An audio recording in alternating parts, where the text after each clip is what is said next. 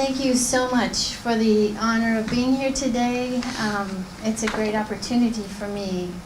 I live in Fairfax, so y'all are going to see me a bit more. It's such an essential and valuable discussion and conversation that we're having today. And I'm very grateful to the organizers, to the Institute of the Islamic Turkish Studies, and also to the Rumi Forum, and also to my friend Imam Sharif. So today we're addressing the roots of radicalism, and we need to have a clear and very powerful counterproposal. Radicalized youth are attracted to a sense of purpose and meaning in their actions. And so thus to counter this, we have to turn to the interfaith world, which is what's happening today, because it is within our timeless faith traditions that we find the most profound meaning and motivation. So the world has changed so rapidly in the last 100 years. And sorry about that. The 21st century is markedly smaller than that of the 19th and 20th centuries. In fact, up until the middle of the 20th century, only a small percentage of the world's population ever traveled more than 50 miles from home. So there's just been so much change that this has actually sort of blown out various support systems and eroded a strong sense of certainty in some people's lives. And in other words, maybe there's been a sense of belonging lost. So this rapidly changing landscape is breeding insecurity and a certain kind of vulnerability that brings some youth to embrace extremism, to fill this kind of void. So it's, as I was thinking about all this, pondering this, I felt like it was kind of similar to, in America, youth at risk who are drawn to gang violence, that trying to fill the void of a sense of belonging. So as I mentioned, we live in a much smaller world, and today we can see through media how we are affecting each other. We can experience the diversity of humanity immediately, and we may feel that people, perhaps not of our own particular group, are so extremely different that we can't bridge those differences. So this is a very typical human reaction, and we have to really dig deep to be self-aware about this. So there is such a tendency to be safe and to stay within our comfort zone and to just avoid those who are different than us. So in order to get out of our comfort zone, we need to dig deep.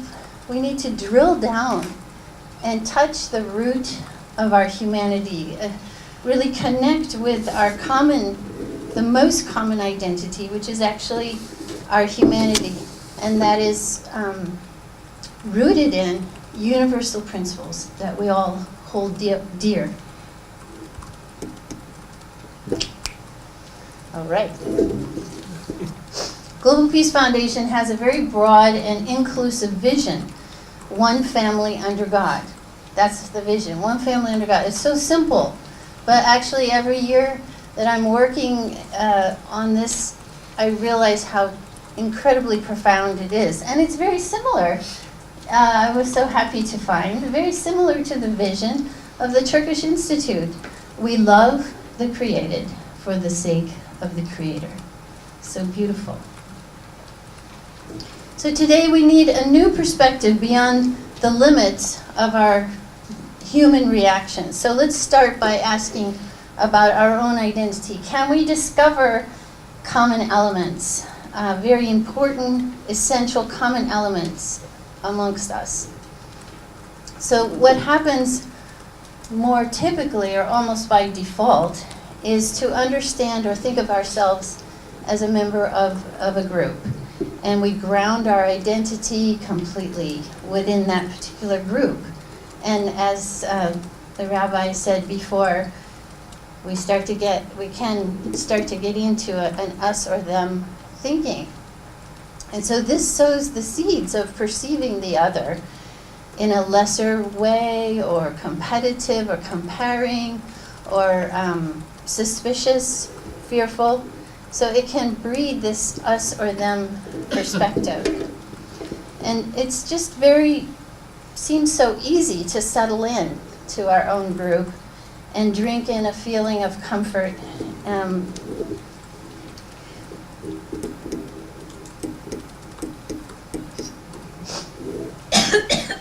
So the perception of our own interest, if we stay within our group, if we don't venture out and challenge, if we just stay within our own this group identity, then we will lose a sense of our common interest.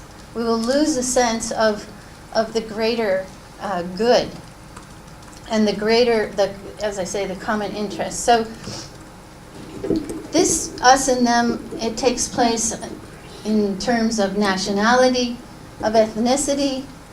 I spent a lot of time in Africa, and particularly in Rwanda. So there was an extreme separation of us and them in Rwanda, and that was a very difficult time. I went there post-genocide and tried to help in different ways. And but when there is this extreme us and them conflict and breakdown, it also can be based on race, as we know, religion, social strata. This kind of conflict, we all lose. We need to have this kind of very open and honest discussion. Isn't that cool? You want to see that again? That's right, it's hard to see again. There. Okay, ready? The wall, okay? Communication breakdown. So how can we go beyond this? So before we are Christian, before we are Muslim, before we are Jewish, we are human. We are human, and we are from the same Creator. We actually have a deep, deep shared heritage. I zoomed over that one, the first one. It already turned blue. Anyway, it's hard to go back.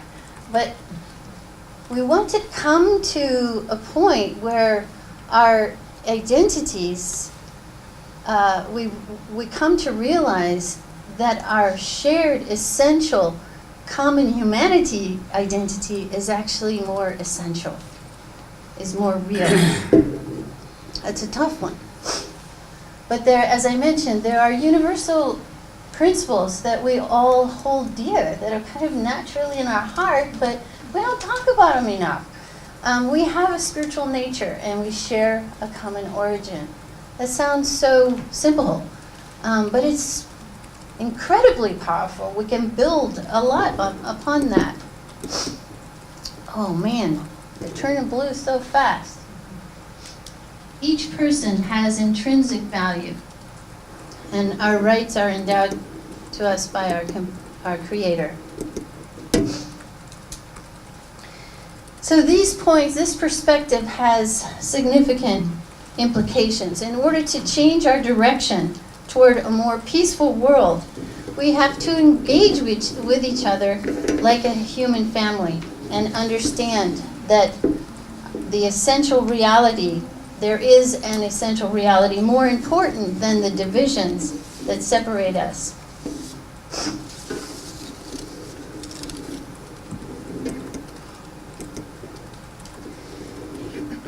So, as I mentioned before, in our hearts we already know that each person is valuable, and we all share this value equally.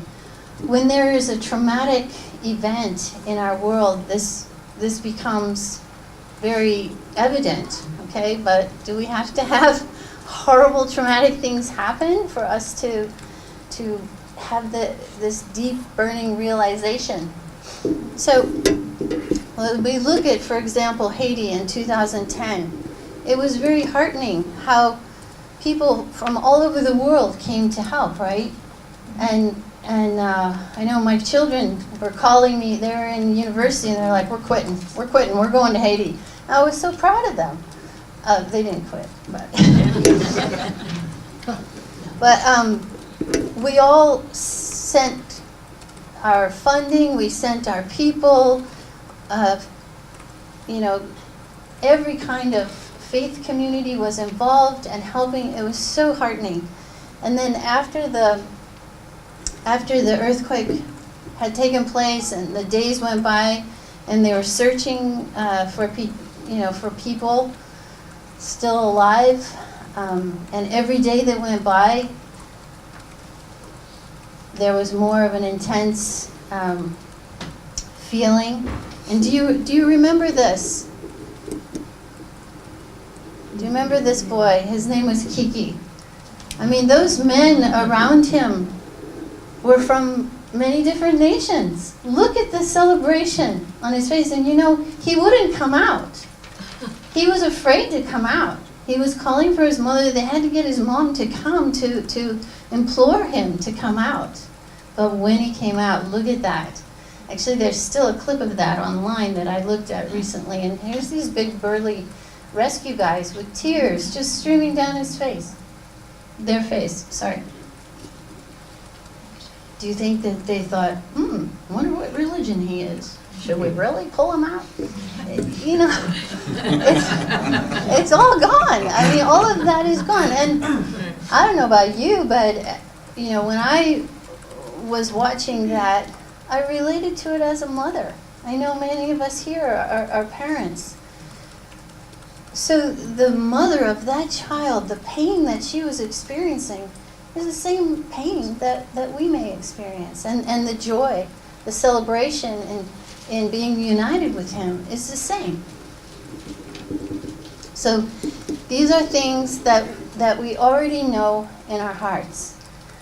We just got to magnify them and formulate substantial projects based on them, take action and work for the common good together. We need to take a new approach to interfaith collaboration that is based on our shared responsibility to create ethical societies rooted in universal principles and values. We can forge a consensus on universal principles and values. We work with Global Peace has had, since 2010, we've worked with Nahamu Ulama, and it's been a wonderful experience. The Secretary General, Dr. Marsudi, he has a very distinct way of talking about the same points that I'm talking about. I'll share with you in a moment. But we all have our divine focus. Okay, we all have our way of worshiping, our way of prayer or meditation. We have our connection to God, our sacred, didn't want to do that yet, but this is hard, I can't go back quickly. We all have our divine focus, our rituals that we love, that we grew up with perhaps, or so the divine focus of all faiths, if we only talk about the divine focus, we can find a lot of differences that can cause conflict. But actually, we don't need the unanimity of belief. It's not an essential solution. We don't need to believe all the same at all. There's another very important focus that's rooted in all of our faiths, and its role can bring an incredible partnership. And all those who affirm God can come into partnership through their civic focus.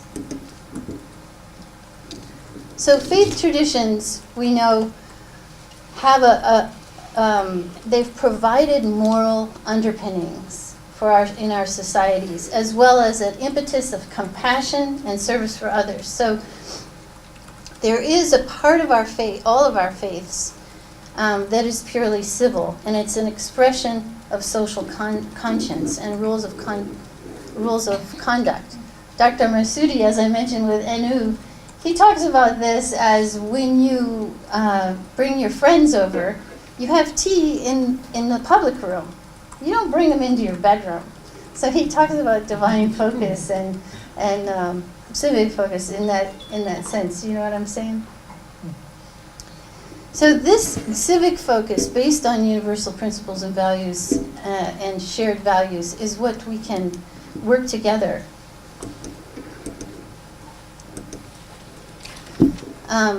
This can sound very fluffy in a way,